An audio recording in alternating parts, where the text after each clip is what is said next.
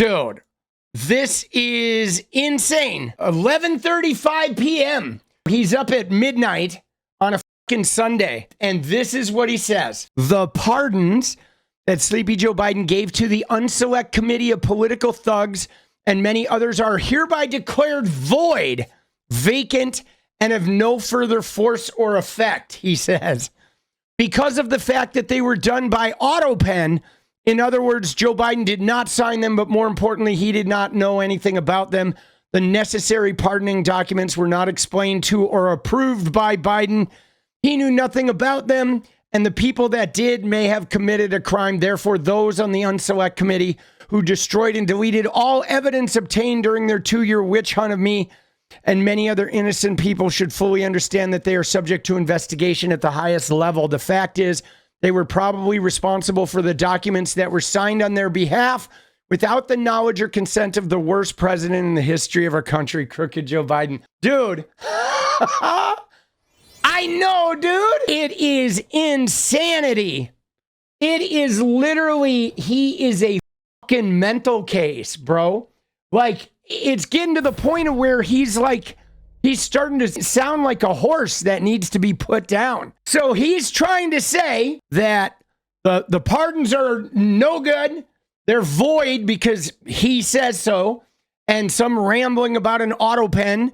And the Unselect Committee is now capable of being prosecuted. Like, dude, you know what's so fucked up about this? Is thinking about how petty this guy is. This guy commits crimes, gets held accountable, and now he's going to cry like a bitch for the next 4 years, dude, because he got caught committing crimes. Like, bro, dude, I've never wanted to break out a fucking guillotine so bad in my entire life, dude. Yeah, he's mad. He's still mad he lost 2020. And what's more, he can never unlose it. He can never unlose it, ever. He is brain dead. Like, just rattled. Unbelievable. But I like this tweet right here. Waiting for our checks and balances to do some checking and balancing, please. And again, though, this is like his weird reality TV kingship that he thinks he possesses, where he thinks he can just rattle this shit off. Now, I have no idea what set him off, but yeah, he is having some meltdowns on a number of levels. I mean, aside from the fact that at midnight on a Sunday evening, the president is flipping out like this, that's one thing, okay? But I think the other thing about this that is wild is his implication that he can decide that these pardons or whatever don't matter, don't exist. I mean, he's really mad that Joe Biden pardoned these people and have prevented them from doing their witch hunt. So this is going to get interesting. But dude, it's like every day I just like can't wait until Trump is dead. I like can't fucking wait, dude. Every day it's like, please, you know what I'm saying? Dude, fucking wild. Yeah, no, he uses an Autopen all the time. In fact, it was Ryan Sheed. I don't know if you know who he is, but he is a former veteran, and he posted a thing about the Autopen, about his wife. Right here. Fun story about presidents using Autopen. My wife retired from the Air Force after 22 years during Trump's first presidency. Soldiers who do 20 plus years get some meaningful letters and appreciation during their ceremony, notably from the sitting president. Every letter from her commanders and others were hand signed, but not Donald Trump's. His was an Autopen.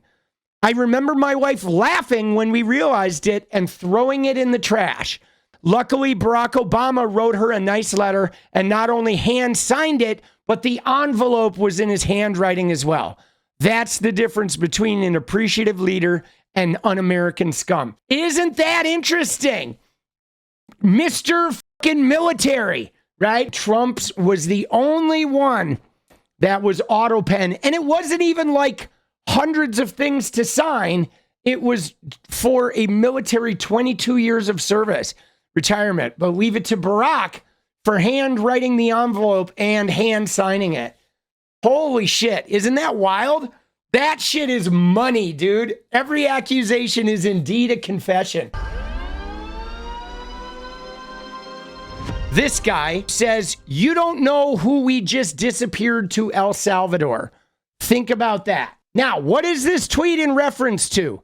This tweet is in reference to that court order. So yesterday, Trump decides he's going to break out the Alien Enemies Act of 1798, which was a wartime state of emergency regarding enemies or immigrants that are a potential threat to domestic security. He pulled this out about 𝗙𝗪𝗏𝗪, the Venezuelan gang that was part of that fake story they spread about guys in Aurora, Colorado taking over the apartment buildings. So now Trumpy yesterday says, I'm breaking out the 1798 Act and I'm declaring a state of emergency at the invasion by 𝗙𝗪𝗏𝗪, which is not happening. We're not at war. We haven't even seen an uptick of 𝗙𝗪𝗏𝗪 crime. The whole thing is bullshit.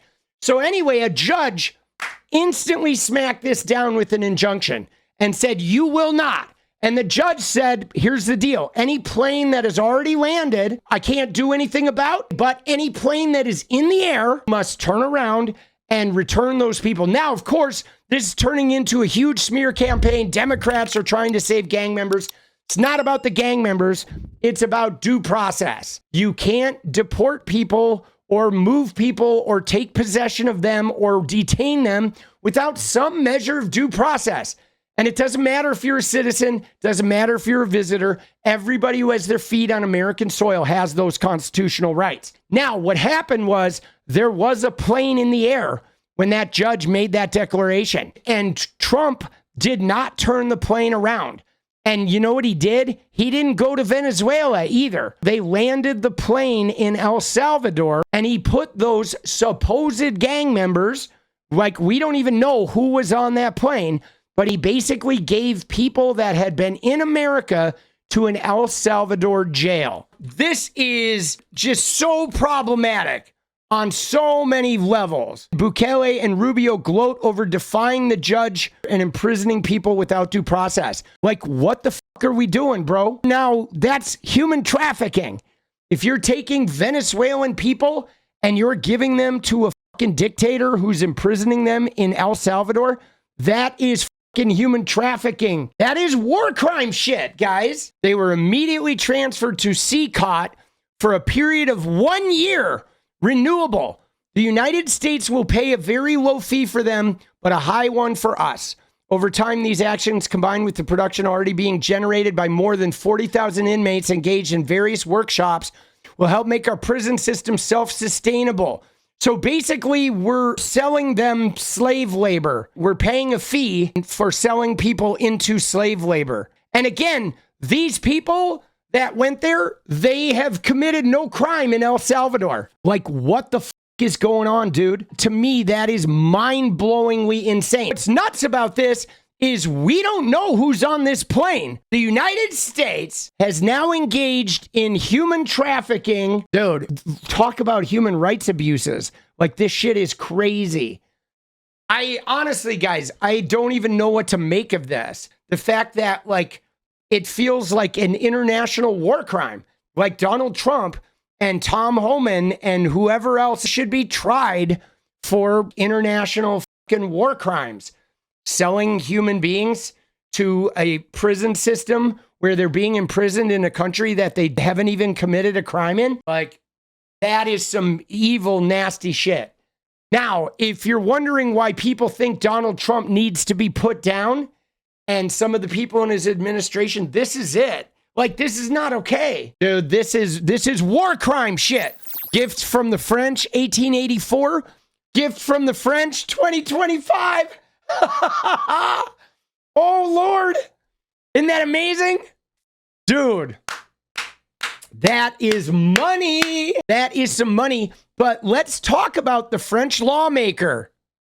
A French member of the European Parliament has called for the U.S. to return the Statue of Liberty originally gifted to mark the centennial of American independence because the guy said the U.S. no longer represents the values that led France to give us the statue. French MEP Raphael Glucksmann said the U.S. should give back the Statue of Liberty. He says, we're going to say to the Americans who have chosen to side with the tyrants, to the Americans who fired researchers for demanding scientific freedom, give us back the Statue of Liberty.